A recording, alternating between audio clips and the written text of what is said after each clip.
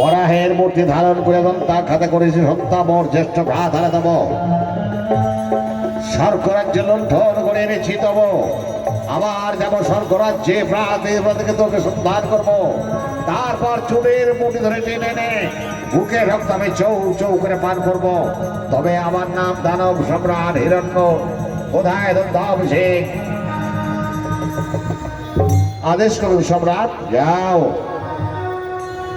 সমস্ত রাজ্যময় ভ্রমণ করে দেখো কোথায় আছে বিগ্রহ নারায়ণের মন্দির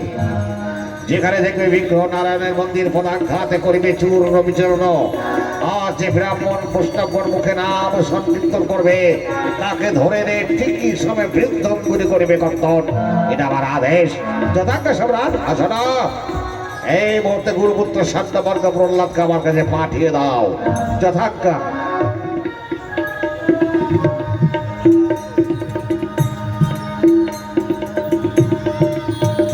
নারায়ণ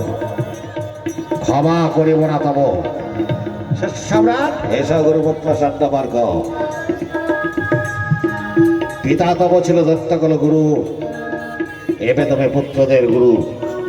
আর কি করতে হবে গুণান্বিত পুত্র আমার প্রহ্লাদ নিয়ে যাও তোমার টোলে তাকে ভালো করে বিদ্যাভ্যাস করাবে কিন্তু সম্রাট বলো প্রহ্লাদের দেখছি ভক্তি পথে লক্ষণ